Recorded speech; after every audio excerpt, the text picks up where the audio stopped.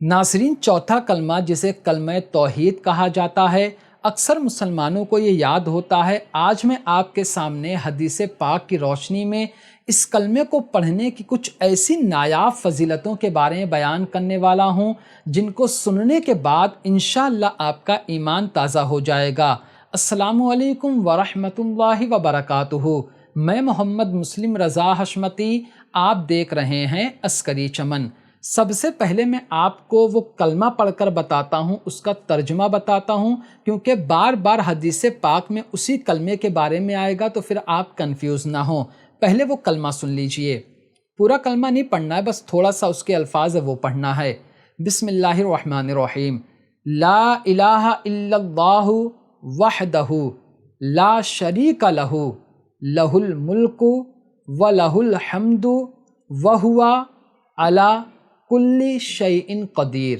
بس اتنا ہی پڑھنا ہے، ایک مرتبہ اور سن لو۔ لا الہ الا اللہ وحدہ لا شریک لہ لہ الملک ولہ الحمد وہو علی کل شیء قدیر۔ ٹھیک، اب اس کا ترجمہ سنیے۔ اللہ کے سوا کوئی عبادت کے لائق نہیں، وہ اکیلا ہے، اس کا کوئی شریک نہیں، اسی کے لیے ہے بادشاہی اور اسی کے لیے حمد ہے اور وہ ہر چیز پر قادر ہے۔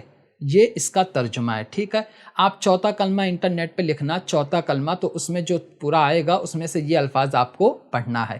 اب یہ میں نے پڑھ کر بتا دیا، اب آپ اس کی فضیلت سنو اور اپنا ایمان تازہ کرو۔ پہلی حدیث پاک کتاب مجموع الزوائد جلد نمبر 10 کی حدیث پاک نمبر 16824 میں ہے۔ حضرت سیدنا ابو امامہ رضی اللہ تعالی عنہ سے روایت ہے کہ اللہ کے پیارے رسول صلی اللہ علیہ وآلہ وسلم نے ارشاد فرمایا، جس نے لا الہ الا اللہ وحدہ لا شریک لہ لہ الملک ولہ الحمد وہو علی کل شیء قدیر پڑھا تو اس کلمے سے کوئی عمل آگے نہ بڑھ سکے گا اور اس کے ساتھ کوئی گناہ باقی نہیں رہے گا۔ سبحان اللہ۔ مطلب اگر آپ اتنا کلمہ پڑھ لیتے ہو تو اللہ کے رسول صلی اللہ علیہ وآلہ وسلم نے ارشاد فرمایا کہ اس کلمے سے افضل کوئی عمل نہیں رہے گا جو بھی آپ کرو گے دن بھر میں، اور کوئی گناہ نہیں رہے گا۔ یعنی جب آپ اس کلمے کو پڑھو گے تو اللہ تعالیٰ اس کی برکت سے آپ کے تمام گناہ صغیرہ کو معاف فرما دے گا۔ تو آپ اس کو یاد کر کے پڑھنے کی عادت بنا لیں۔ دوسری حدیث پاک سنیے، کتاب جامع ترمذی جلد نمبر 5 کی حدیث پاک نمبر 3596 میں ہے۔ حضرت سیدنا عمرو بن شعیب رضی اللہ تعالیٰ عنہ بواسطہ اپنے والد اور اپنے دادا کی روایت کرتے ہیں کہ اللہ کے پیارے رسول ہم سب کے پیارے آقا صلی اللہ علیہ وآلہ وسلم نے ارشاد فرمایا، بہترین دعا یوم عرفہ کی دعا ہے۔ عرفہ کہتے ہیں 9 ذی الحجہ کو، جہاں پر حاجی لوگ حج کرتے ہیں۔ بہترین دعا یوم عرفہ کی دعا ہے، اور سب سے بہتر کلمہ جو میں نے اور مجھ سے پہلے کے انبیاء علیہم السلام نے کہا وہ یہ ہے۔ یعنی یہ جو کلمہ ہے خود ہمارے آقا صلی اللہ علیہ وآلہ وسلم نے پڑھا تعلیم امت کے لیے، اور انبیاء کرام جو پہلے کے نبی تھے انہوں نے بھی پڑھا ہے۔ اب وہ کلمہ کیا ہے سنیے، لا الہ الا اللہ وحدہ لا شریک لہ لہ الملک ولہ الحمد وہو علی کل شیء قدیر۔ تو یہ وہ کلمہ ہے، یعنی یوں کہہ لیجئے کہ چوتھا کلمہ وہ کلمہ ہے جس کو ہمارے آقا نے بھی پڑھا، ہم تعلیم امت کے لیے، اور انبیاء کرام نے بھی پڑھا۔ ٹھیک ہے۔ نمبر 3، مسند امام احمد بن حنبل جلد نمبر 6 کی حدیث پاک نمبر 18541 میں ہے۔ حضرت سیدنا برا بن عازب رضی اللہ تعالیٰ عنہ سے مروی ہے کہ اللہ کے پیارے رسول صلی اللہ علیہ وآلہ وسلم نے ارشاد فرمایا، جس نے چاندی یا دودھ صدقہ کیا یا کسی اندھے کو راستہ بتا دیا تو یہ ایک غلام آزاد کرنے کی طرح ہے۔ پہلے میں آپ کو ایک بات سمجھاتا ہوں۔ پہلے زمانے میں غلام کو آزاد کرنا یہ بہت بڑا نیک کام تھا، اس پہ بہت زیادہ ثواب تھا۔ ٹھیک ہے، اب اس بات کو سمجھنے کے بعد یہ حدیث پاک پھر سے سنیے، پھر میں آپ کو ڈیٹیل سے سمجھاؤں گا۔ فرماتے ہیں سرکار صلی اللہ علیہ وآلہ وسلم، جس نے چاندی یا دودھ صدقہ کیا یا کسی اندھے کو راستہ بتا دیا تو یہ ایک غلام آزاد کرنے کی طرح ہے. یعنی یہ کام کرنے سے، چاندی صدقہ کرنے سے، دودھ صدقہ کرنے سے، کسی اندھے کو راستہ بتانے سے ایک غلام آزاد کرنے کا ثواب ملتا ہے. اب آگے سنو، فرماتے ہیں سرکار صلی اللہ علیہ وآلہ وسلم کہ جس نے لا الہ الا اللہ وحدہ لا شریک لہ لہ الملک ولہ الحمد وہو علی کل شیء قدیر یہ پڑھا تو یہ بھی ایک غلام آزاد کرنے کی طرح ہے. یعنی اس سے آپ پڑھو گے تو ایک غلام آزاد کرنے کے برابر آپ کو ثواب ملے گا. اگر آپ اسے 100 مرتبہ پڑھتے ہو تو 100 غلام آزاد کرنے کے برابر ہے. 1000 مرتبہ پڑھتے ہو تو 1000 مرتبہ غلام آزاد کرنے کے برابر ہے. سمجھ میں آیا چوتھے کلمے کی کیا فضیلت ہے؟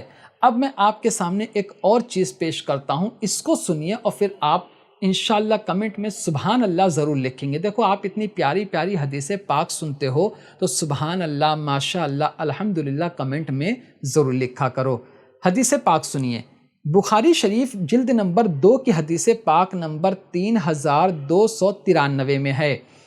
حضرت ابو ہریرہ رضی اللہ تعالیٰ عنہ سے مروی ہے کہ اللہ کے رسول صلی اللہ علیہ وآلہ وسلم نے ارشاد فرمایا، بہت پیاری حدیث پاک ہے، جس نے یہ کلمات دن میں 100 مرتبہ کہے.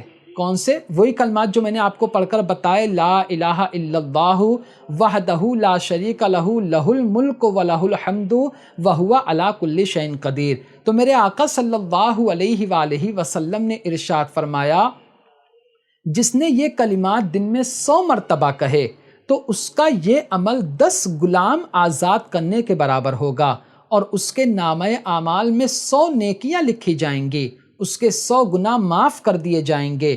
اور یہ کلمات جو پڑھے گا وہ یہ کلمات اس دن شام تک شیطان سے اس کی حفاظت کریں گے اور کوئی شخص اس سے بہتر عمل لے کر نہیں آئے گا مگر وہ جس نے اس سے زیادہ عمل کیا. مطلب حدیث پاک ایک ہے اور فائدے ہزاروں لاکھوں ہیں. ایک ہی کلمہ آپ کو پڑھنا ہے. اگر آپ اس کلمے کو یعنی چوتھے کلمے کو 100 مرتبہ پڑھ لیتے ہو تو 10 غلام آزاد کرنے کا ثواب ملے گا، 100 نیکیاں آپ کے نامہ اعمال میں لکھی جائیں گی، 100 گناہ مٹا دیے جائیں گے. اور کیا ہے کہ 100 اس کلمے کو پڑھنے سے پورا دن اگر صبح پڑھو گے تو شام میں مغرب کی اذان تک شیطان آپ کو گمراہ نہیں کر پائے گا، آپ کے کسی بھی جائز کام میں خلل نہیں ڈال پائے گا. کافی لوگ کہتے ہیں نا ہمارے کام میں شیطان خلل ڈالتا ہے، ہم برکت نہیں ہوتی، تو یہ کلمہ ان کو پڑھنا چاہیے. اور کوئی شخص اس کے برابر عمل نہیں کر سکتا جبکہ وہ بھی ویسے ہی پڑھے. اگر کوئی شخص ویسے ہی 100 کلمہ پڑھتا ہے تو اس کو بھی وہی ثواب حاصل ہوگا. ٹھیک ہے، یہ تو فضیلت ہو گئی جو میں نے آپ کے سامنے بیان کیا. بہت پیاری پیاری حدیث پاک آپ کے سامنے میں نے بیان کیا ہوں.